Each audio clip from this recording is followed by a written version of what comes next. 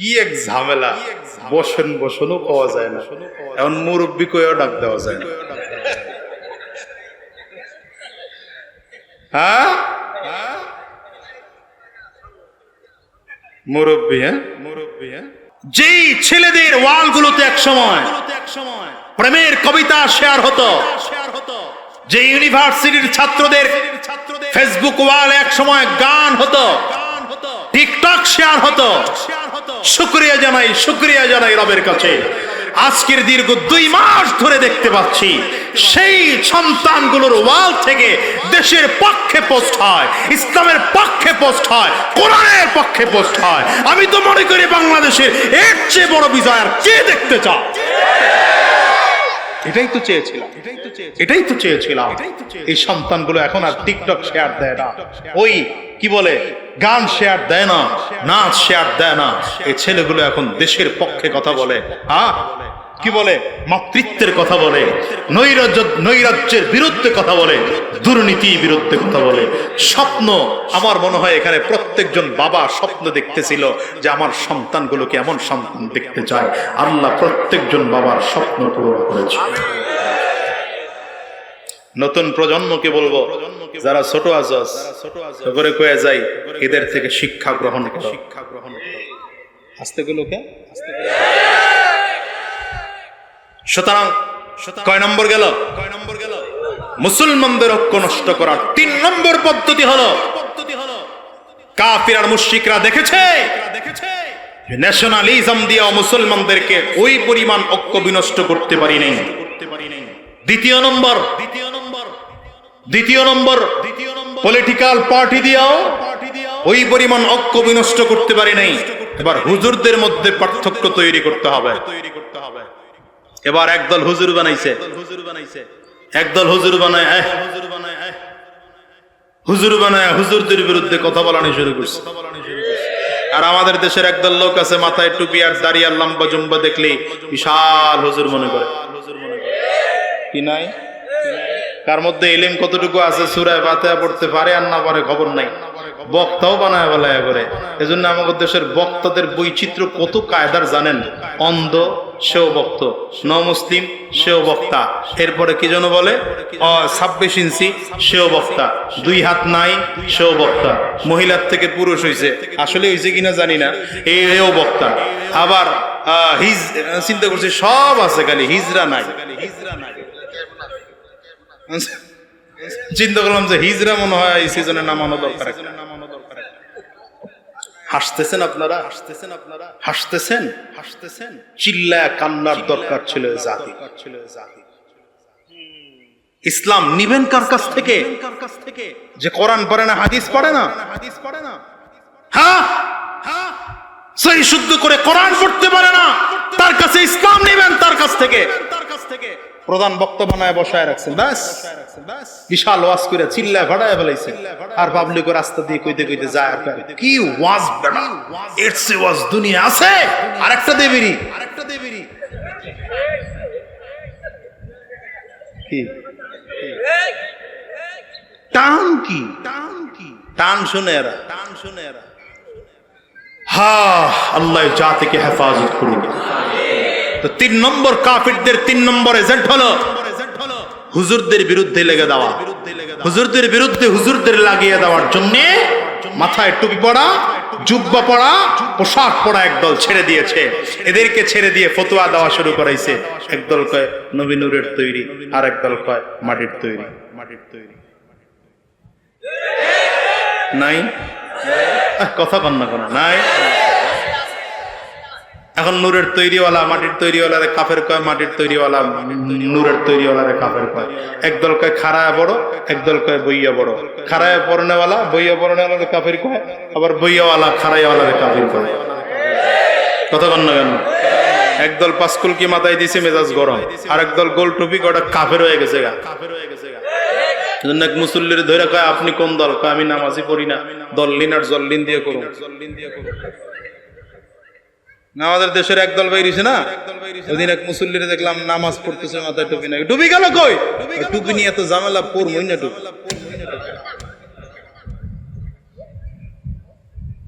শোনেন মুসলমান, এই পার্থক্যগুলো যারা করে আমি তাদের একটা সমাধান আপনাদেরকে দেই, বলবো?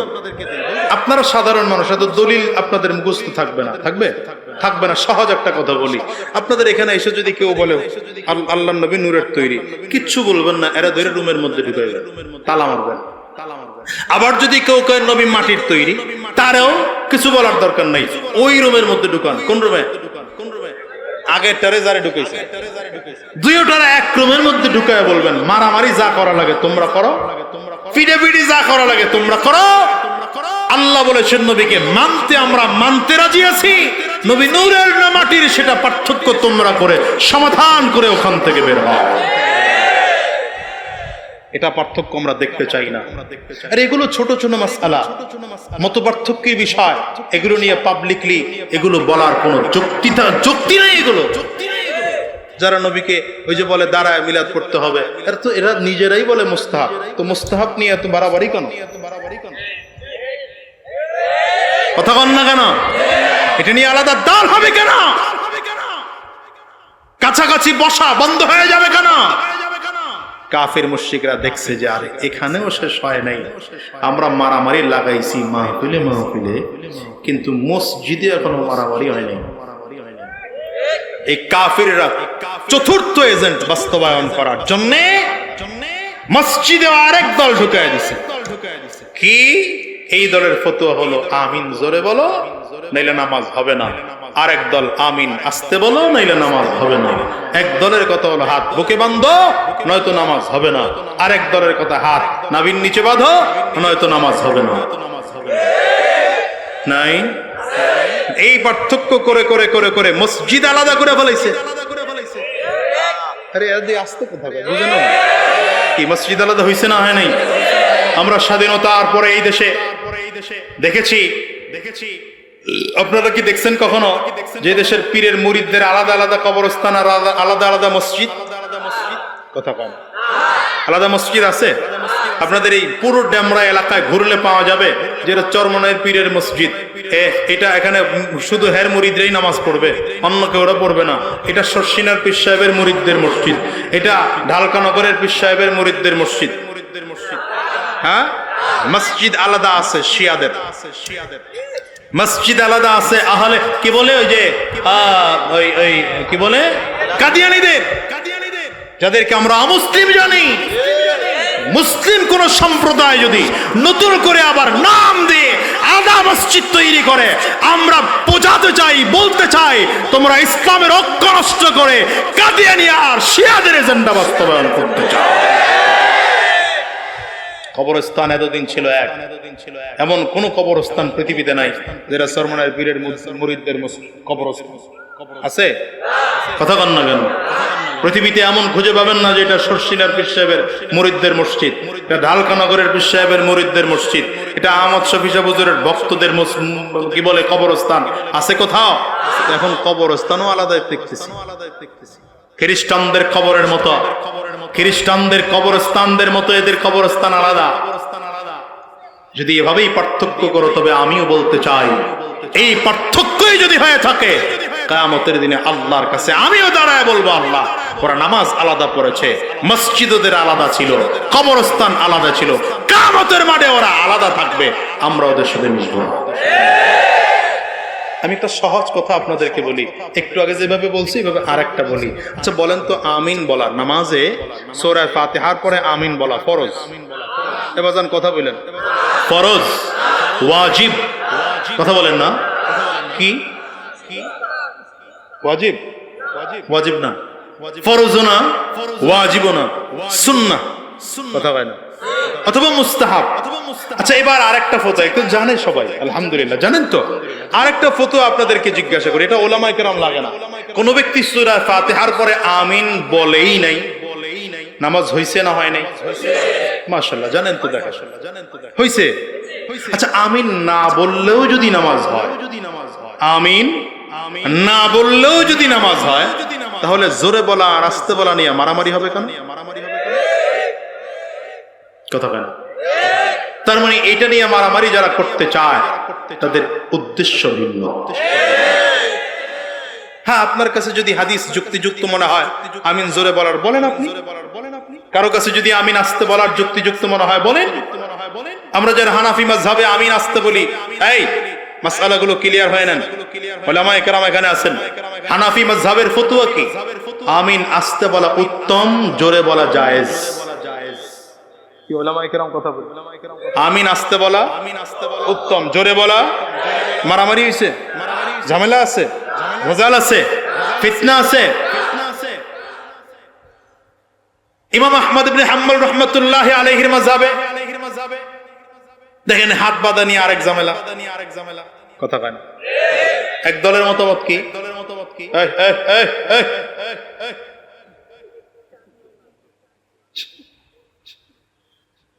এক দলের মতামত হাত থাকবে কই? বুকে। আরেক দলের মতামত, এখন এক দলের কথা হলো হাত যদি নাবিতে হয় তাহলে নামাজি হবে না। আরেক দলের মতামত বুকের উপরে হাত পাতলে নামাজি। এখন আমার কথা হলো হারামে যারা যান, আরব দেশে যারা যান, গেলে দেখবেন সেখানে সব মাযহাবের লোক আছে। ইমাম আবু হানিফা রাহমাতুল্লাহি আলাইহির মাযহাবের যারা, এরা হাত নাভির নিচে বাঁধে। আবার শাফি রাহমাতুল্লাহি আলাইহির মাযহাবে হাত বুকে বাঁধে। ইমাম আহমদ ইবনে হাম্বল, ভাই কথা কয়েন না, ইমাম আহমদ ইবনে হাম্বল রাহমাতুল্লাহি আলাইহির মাযহাবে তো হাতই বাঁধে না। হাত ছেড়ে দিছে মানে মনে হতো না কি করবি কর, বানমু না।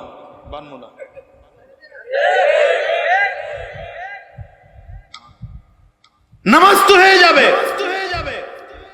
কেউ তো মানে নেই যে সেজদা 2টা দাও 3টা দাও, কেউ তো বলে নাই না কমায় একটা দাও। নামাজের ফরজ ঠিক আছে, ওয়াজিব ঠিক আছে, সুতরাং নফল নিয়ে ইখতিলাফ করে উম্মাহকে বিভ্রান্ত করা যাবে না। এতদিন যা করেছেন, আজকের গোটা জাতিকে আহ্বান করব, গোটা জাতিকে আহ্বান করব, এক হওয়ার সময় এসেছে। আসতে বলেন কেন?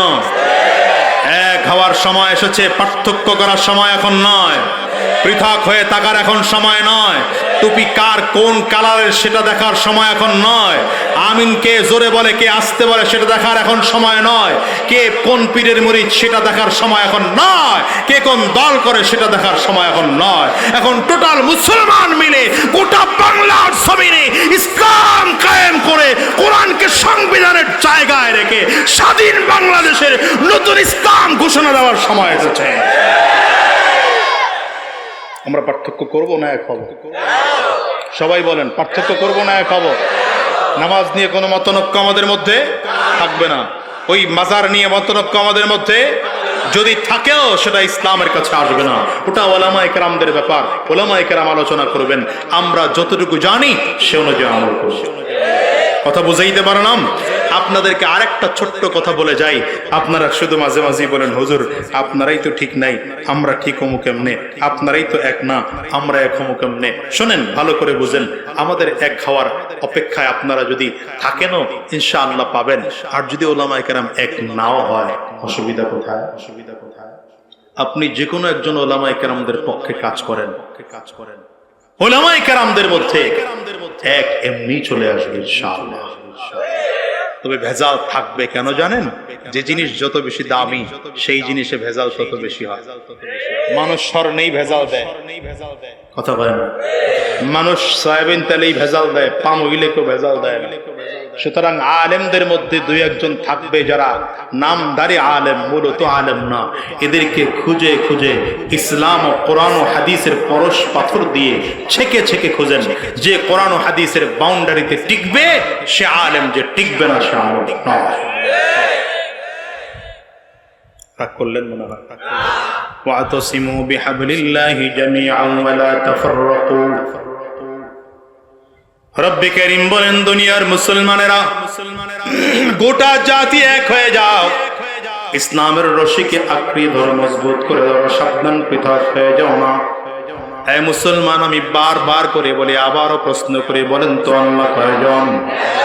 আওয়াজ দিয়ে আঙ্গুলটা উঁচা করে চিল্লায় বলেন আল্লাহ কয়জন? নবী কয়জন? নবী কয়জন? কোরআন কয়টা? আওয়াজ করে চিল্লায় বলেন। হে মুসলমান, আমাদের কোনো দল নাই, দল আমাদের একটা। আমাদের দল কয়টা? আল্লাহর দল কার দল? জোরে বলেন কার দল?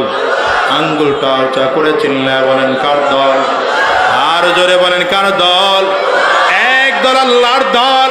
অন্য কোন দলের আদর্শ বাস্তবায়নের জন্য মুসলমানের বাচ্চা রক্ত দিতে পারে না, জীবন দিতে পারে না, লড়াই করতে পারে না। যদি রক্ত মুসলমানদের দিতেই হয়, এক আল্লাহর জমিনে আল্লাহর কোরআন বাস্তবায়নের জন্য রক্ত দিবে, আল্লাহর জমিনে আল্লাহর দ্বীন বাস্তবায়নের জন্য রক্ত দিবে। মুসলমান যদি মিছিল লাগায়, দুনিয়ার কোন দলের মিছিল নয়, মিছিল দিবে তো আল্লাহর জন্য মিছিল দিবে। তোমার নেতা আমার নেতা, এই স্লোগানও মুসলমান জানে না রে। তোমার নেতা আমার নেতা বিশ্ব নবী। মুখ বন্ধ রাখে কেডা কেডা, খেয়াল করে। তোমার নেতা আমার নেতা। একটু দেরি হইলে অসুবিধা নেই। আরে ভয় পেয়েন না, আপনি কি মনে করছেন আমি খুব ওয়াজ করলে আমার খুব ভালো? কালকে জুমা আছে না, কালকে আবার বয়ান আছে না, দুইটা। সুতরাং যত ছাড়তে পারি আগে অত আমার লাভ। আর 15-20 মিনিট আছেন তো? যাবেন কারা কারা? হাত তোলেন। না, আগামীকালকে আবার আছেন। আর আগামীকালকে তো কুয়াকাটা হুজুরের বয়ান। তার বয়ান শুনলে তো এমনি কলিজা নরম হয়ে যায়, ঠিক না? আগামীকাল এক একজনের 10 জন করে নিয়ে আসো, ঠিক আছে? ইনশাআল্লাহ। ইনশাআল্লাহ পাওয়ার নাই, ঘটনা নাই। ইনশাআল্লাহ, ঠিক আছে তো? ইনশাআল্লাহ। প্রিয় ভাইরা আমার, তাকবীর স্লোগান শিখাই দিই, স্লোগানই শিখেন নাই আপনারা। এজন্য স্লোগান হবে তোমার নেতা বিশ্ব নবী। পারবেন তো? আমরা সবাই রাসূল সেনা। এখনো যদি জোরে কইতে না পারেন, আপনার কইল যেই নাই মিয়া। আমরা সবাই রাসূল সেনা। দেন কাশি দেন, গলা ক্লিয়ার করেন, ভালো করে কাশি দেন মিয়া। আর হাত দুইটা টান টান করে উঁচা করেন। ডানে আর বামে তাকায় দেখেন হাত তুলে নাই কে। মনে করবেন জাতীয় অলস, অলসের মেডেল দেওয়া দরকার। তার হাত তুলছে সবাই, ভালো করে তুলেন। হ্যাঁ, হাতগুলো মুঠ করে, ঝাঁকি দেন জোরে সোরে, ভালো করে ঝাঁকি দেন। শরীরের মধ্যে একটা স্পিড আসুক, দেন ঝাঁকি। এবার কণ্ঠের যতটুকু আওয়াজ আছে পুরোটা আওয়াজ ছেড়ে দিয়ে একটা তাকবীর হবে। রেডি? ওই যে হাত তুলে নেয়, হ্যাঁ, ভালো করে দেন, ঝাঁকি দেন। দেখেন জাকের সুট আবার আরেকজনের নাক ফাটাই দিয়ে দিছেন, ঝাঁকি দিছেন তা মাশাআল্লাহ।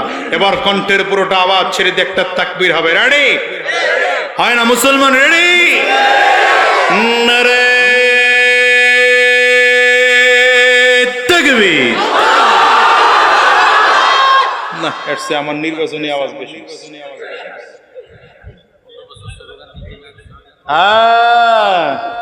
হুজুর কইতেছে 15 বছর স্লোগান না দিতে না দিতে স্লোগান ভুলে গেছে। দেন স্লোগান, হাত উঠান ভালো করে, দুই হাত ভালো করে উঠে, হুজুররা উঠাইবেন। আজমি সব হুজুর উঠাইছে, মাশাআল্লাহ। হ্যাঁ, উঠান, দুই হাত উঁচা করে। নারে তাকবীর, আরো জোরে, নারে তাকবীর। তোমার নেতা আমার নেতা বিশ্ব নবী মুস্তাফা। আমরা সবাই রাসূল সেনা, ভয় করি না বুলেট বোমা। নারে তাকবীর, কোরআন সুন্নাহর আলো।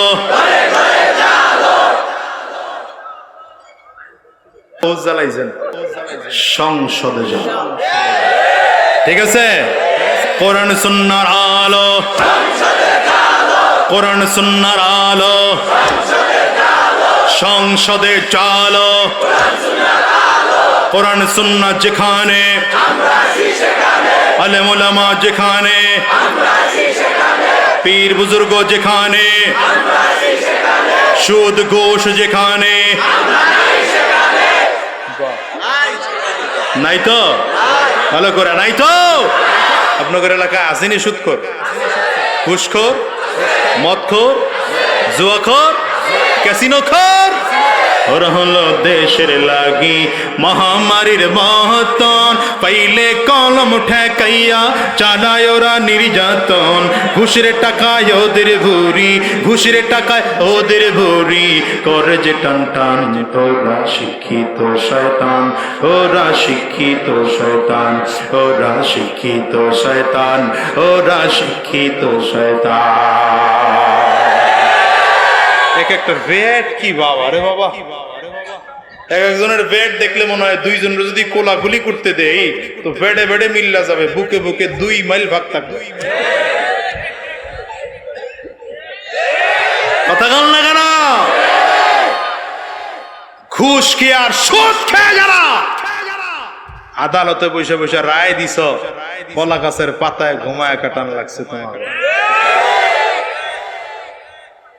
এদেশের কোরআনের পাখি, দীর্ঘ বছর যিনি কোরআনের খাদমাত করেছেন আল্লামা দিলাওয়ার হোসেন সাইদি সাহেবের ফাঁসির রায় যে কালো মানিক দিয়েছে, মাইনকার দিকে তাকায় দেখো, মাইনকার অবস্থাটা কি? মাইনকার সিভাই বলে বসে। আমি তো এই জন্য গত জুমাতে আমার মসজিদে বলেছি যে কোরআনে আল্লাহ তাআলা ফেরাউনের ঘটনা বলেছেন আমাদেরকে শিক্ষা নেওয়ার জন্য, নমরুদের ঘটনা বলেছেন আমাদেরকে শিক্ষা নেওয়ার জন্য, সাদ্দাদের ঘটনা বলেছেন শিক্ষা নেওয়ার জন্য। আর এই যুগে 2024 সালের 5 আগস্টের ঘটনা গোটা বাংলাদেশ নয়, গোটা বিশ্বের জন্য শিক্ষার বিষয়। নিরপরাধ মানুষটারে একটা দিন যদি মাহফিল করতে দিত আল্লামা সাইদি সাহেবকে, বলেন তো। আরে ভাই, আমার সাথে তার দলের পার্থক্য থাকতেই পারে, সেটা ভিন্ন কথা। আমি এক দল করি, তিনি আরেক দল করেছেন, কিন্তু তিনি কোরআনের দায়ী হিসাবে আমার থেকে 1000 গুণ, লক্ষ গুণ, কোটি গুণ বেশি প্রিয় ছিল। একটা জায়গায় দিতেন মাহফিল করতে, বাংলাদেশের এমন কোন মাঠই ছিল না সেখানে তাকে মাহফিল করতে দেওয়ার জায়গা। অথচ সেই মানুষটারে মাইরা বের করছেন আপনারা। আমরা ভুলে যাই নাই মুফতি আমিনী রহমতুল্লাহ আলাইহিকে গৃহবন্দী করে মেরেছেন আপনারা।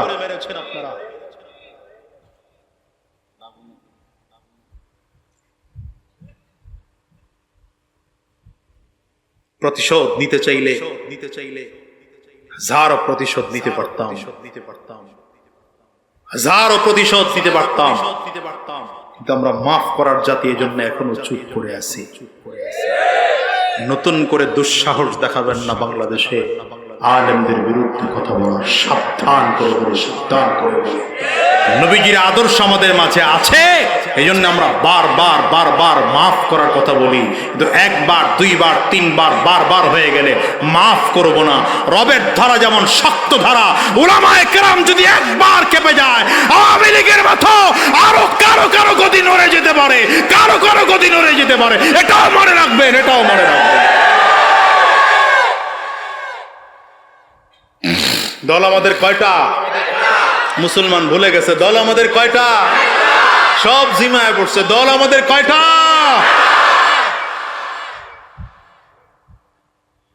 ওয়াতাসিমু বিহাবলিল্লাহি জামিআন ওয়া লা তাফাররাকু। রব্বে কারীম বলেন, দুনিয়ার মানুষেরা আমি আল্লাহর রশিকে মজবুত করে আঁকড়িয়ে ধরো, সাবধান পৃথক হও না। নবী আলাইহিস সালাতু ওয়াস সালাম বলেছেন, তারাকতু ফীকুম আমরাইন লান তাদিল্লু মা তামাসসাকতুম বিহিমা কিতাবাল্লাহি ওয়াস সুন্নাত রাসূলি।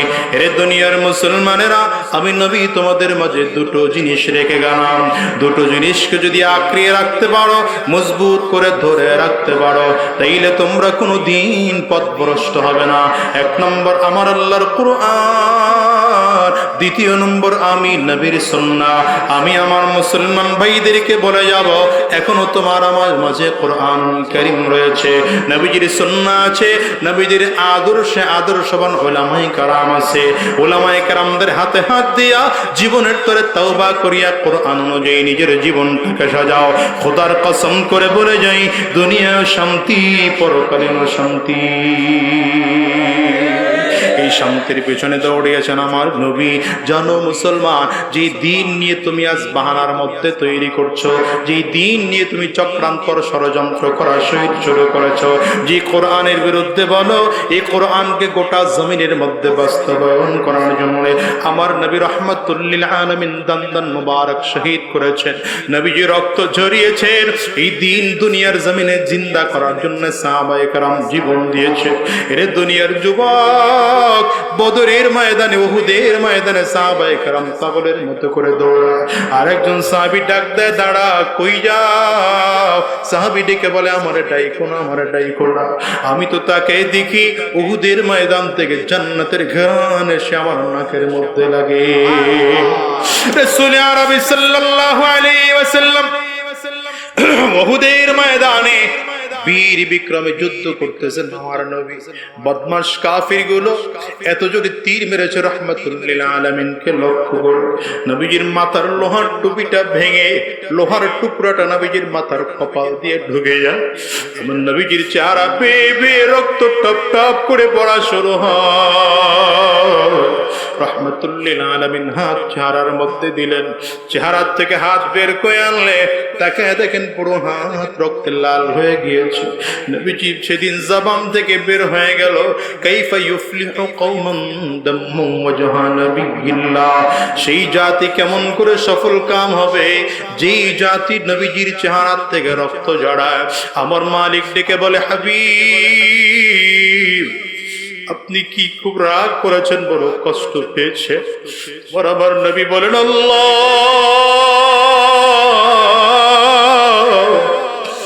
আমি কষ্ট পাইনি, রাগও করি নাই, কিন্তু জবান থেকে বদদুয়া বের হয়েছে। আমি তো সেই নবী যেই নবী তায়েফের ময়দানে গিয়ে মার খেয়েছে, রক্ত ঝরেছে, কিন্তু আমি বদদুয়া দিইনি।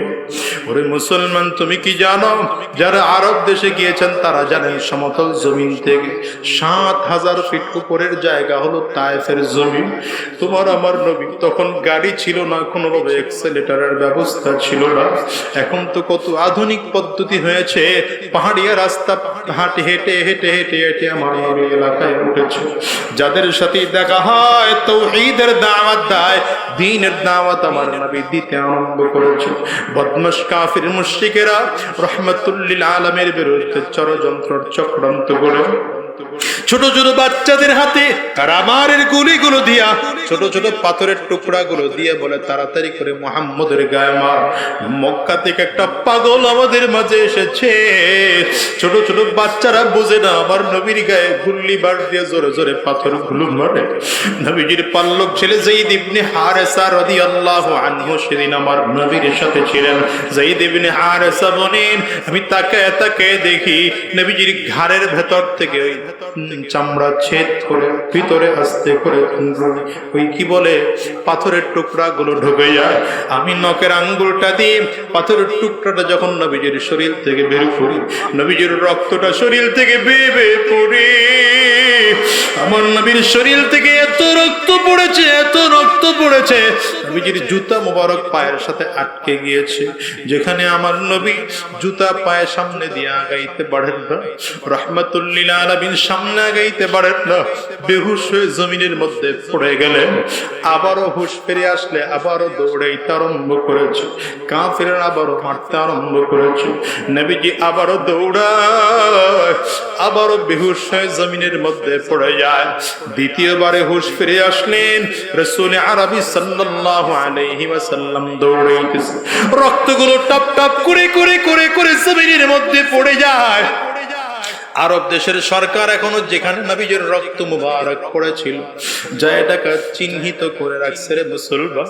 আবার নবীর দিকে তাকায় যায়েদ ইবনে হারেসা রাদিয়াল্লাহু আনহু দেখে আবার নবী রক্তগুলো জমিনের মধ্যে পড়তে দেন না, নিজের চাদর দিয়ে রক্তগুলো মুছে মুছে মুছে মুছে ভাঁজ করে রাখে। যায়েদ ইবনে হারেসা কয়, নবী কেন রক্ত জমিনের মধ্যে পড়তে দেন না কেন? নবীজি বলেন, যায়েদ তুমি কি জানো আমি নবীর রক্ত বড় পবিত্র রক্ত, আমার বড় ভয়, আমি নবীর রক্ত যদি জমিনের মধ্যে পড়ে আল্লাহ তাআলা রাগ করে তায়েফবাসীকে কোনোদিন ফসল দেবেন না, নবীর জন্য রক্ত জমিনের মধ্যে পড়তে দেই না। কিন্তু কাফেররা এরপরও মারে। রাহমাতুল লিল আলামিন তৃতীয়বারে যখন বেহুশ হয়ে জমিনের মধ্যে পড়ে যায়, আসমানের ফেরেশতারা চিল্লে চিল্লে বলে, মালিক তোমার কি মোটেও মায়া হয় না? তুমি তাকায় দেখো তোমার বন্ধুরে কেমন করেছে, এমন করে বাতর মারে। জিবরিল আমিনকে আমার মালিক পাঠায় দেয়, যাও আমার নবীর দিকে তাকায় তাকাও। রাহমাতুল লিল আলামিন যদি বলেন তাইলে আমি দুই পাহাড়ের চাপ দিয়া তায়েফবাসীকে জমিন থেকে শেষ করে ফেলব। জিবরিল আমিন নবীজির কাছে আসছে, দেখে বলেন, পয়গম্বর আমি যেই পাহাড় যেই ফেরেশতার দায়িত্বে আছে তাদেরকে নিয়ে আসছি। যদি আপনি বলেন দুই পাহাড় দিয়ে চাপ দিয়ে তায়েফবাসীকে জমিন থেকে শেষ করে ফেলব।